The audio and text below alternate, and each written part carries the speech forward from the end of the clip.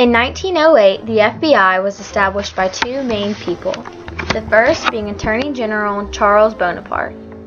Charles Bonaparte was born on June 9, 1851 in Baltimore, Maryland. He was lawyer and grandson of Jerome Bonaparte. He became one of President Theodore Roosevelt's chief trustbusters as the U.S. Attorney General. After graduating from Harvard Law School in 1872, Bonaparte began the practice of law in Baltimore, Maryland in 1874. He was active in organizations advocating municipal and civil service reform, which gained him the admiration of Roosevelt, who was then a member of the U.S. Civil Service Commission. Upon Roosevelt's entry to presidency, Bonaparte served as the Secretary of Navy from 1905 to 1906, and as the Attorney General from 1906 to 1909. In the latter post, he established the Federal Bureau of Investigation, now known as the FBI, and prosecuted numerous antitrust suits, most notably that which resulted in the dissolution in 1911 of the American Tobacco Company.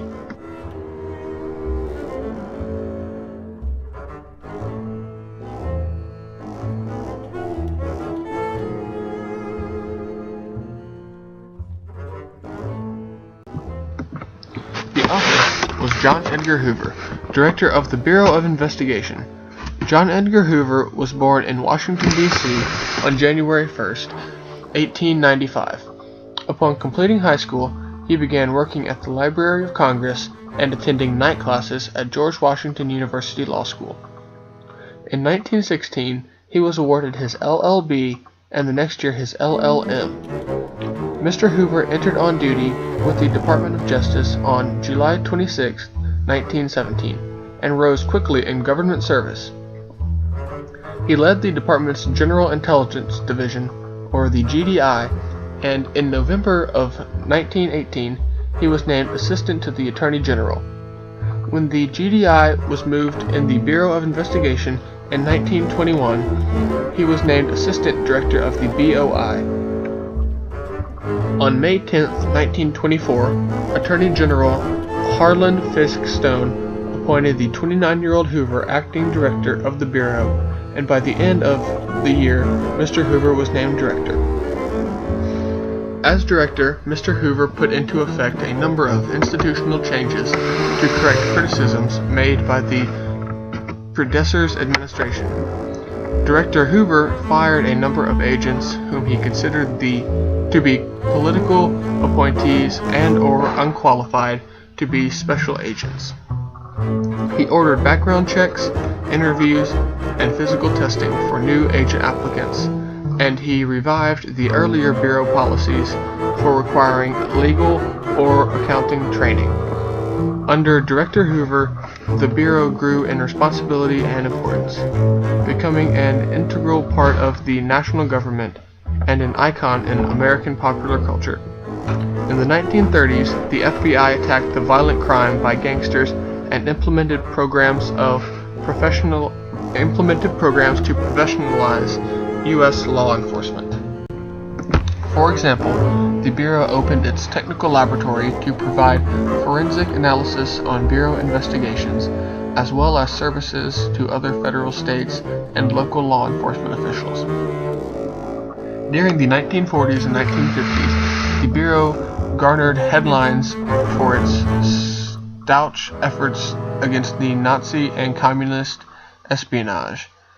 During World War II, the Bureau took and led in domestic counterintelligence, counterespionage, and counter-sabotage investigations. President Roosevelt also tasked the Bureau with running a foreign intelligence service in the Western Hemisphere. This operation was called the Special Intelligence Service, or SIS. In the early years of the Cold War, the Bureau took on the added responsibility of investigating the backgrounds of government employees to ensure that foreign agents did not infiltrate the government. More traditional criminal investigations, including car theft, bank robberies, and kidnappings, also remained important. In the 1960s and early 70s, the Bureau took on investigations in the field of civil rights and organized crime. The threat of political violence occupied many of the Bureau's resources, as did the threat of foreign espionage. In spite of Mr. Hoover's age and length of service, presidents of both parties made the decision to keep him at the helm of the Bureau. When Mr. Hoover died in his sleep on May 2, 1972, he had led the FBI for 48 years.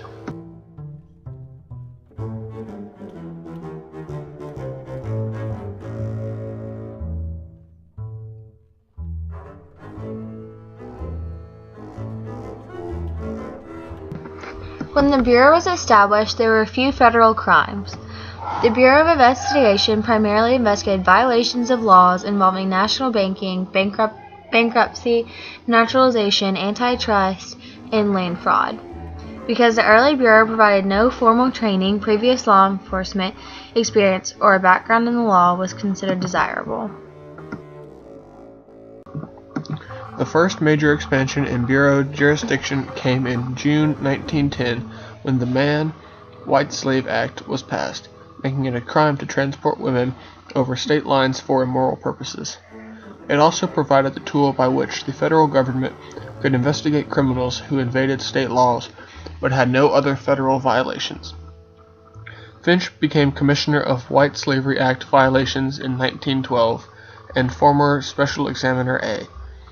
Bruce Bielaski became the new Bureau of Investigation chief. Over the next few years, the number of special agents grew to more than 300, and these individuals were complemented by another 300 support employees. Field offices existed from the Bureau's inception. Each field operation was controlled by a special agent in charge who was responsible to Washington. Most field offices were located in major cities, however, several located near the Mexican border where they concentrated on smuggling and intelligence collections, often in connection with the Mexican Revolution. With the April 1917 entry of the U.S. into World War I during Woodrow Wilson's administration, the Bureau's work was increased again. As a result of the war, the Bureau acquired responsibility for the Espionage, Selective Service, and Sabotage Act, and assisted the Department of Labor by investigating enemy aliens. During these years, special agents with general and investigative experience and faculty in certain languages augmented the Bureau.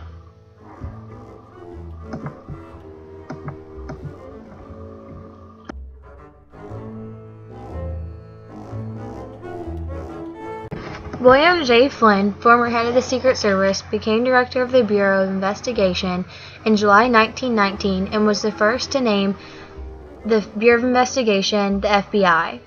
In October 1919, passage of the National Motor Vehicle Theft Act gave the FBI another tool by which to prosecute criminals who previously evaded the law by crossing the state lines.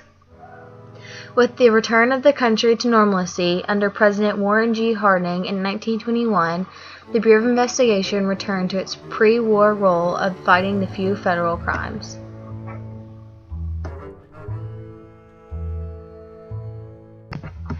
First, the FBI had no name. In 1908, when Attorney General Charles Bonaparte created the entity that would become the FBI, he did not name it. He simply referred to it as a special agent force when announcing his work to Congress in the 1908 annual report. Finch, a chief examiner in the Department of Justice, was named its first leader. Second, it was named the Bureau of Investigations. In 1909, Attorney General Wickersham formally named Bonaparte's force the Bureau of Investigation, BOI. At the time, the Bureau had less than 70 employees. Over the next several years, the Bureau was also referred to as the Division of Investigation, but this title didn't stick. Between 1913 and 1933, the Bureau renamed the BOI. In 1933, it was named the United States Bureau of Investigation. It was finally named the FBI. By default, the Bureau of Investigation had become the Division of Investigation. This was confusing as there were several divisions of investigation in the federal government then. Director Hoover therefore asked that his division be given a distinctive name. Attorney General Cummings broached the issue with President Roosevelt and Congress, and they agreed. In the 1935 Department of Justice appropriation, Congress officially recognized the division as the Federal Bureau of Investigation, the FBI. The name became effective on March 22, 1935, when the President signed the appropriation bill. We've been known under this name ever since.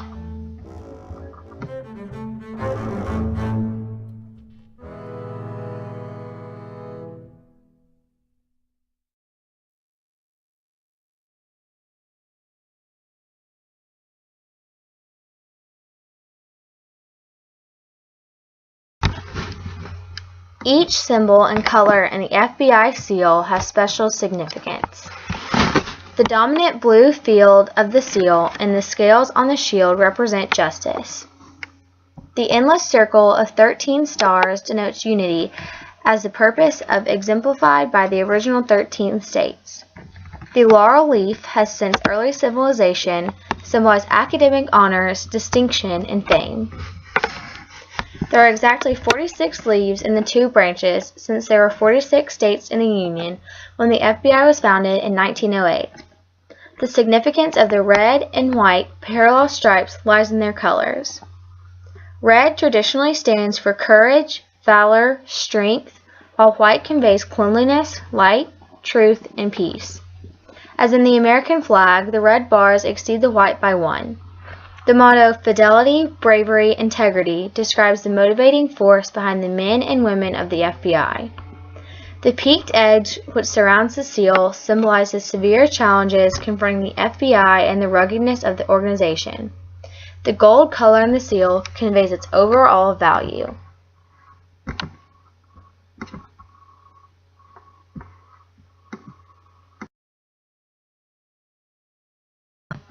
Today, the FBI protects the United States from terrorist attacks, against foreign intelligence operations and espionage, against cyber-based attacks and high-technology crimes. They combat public corruption at all levels. They protect civil rights. They combat transnational and national criminal organizations and enterprises. They combat major white-collar crime, combat significant violent crime, support federal, state, local, and international partners, and upgrade technology to successfully perform the FBI's missions.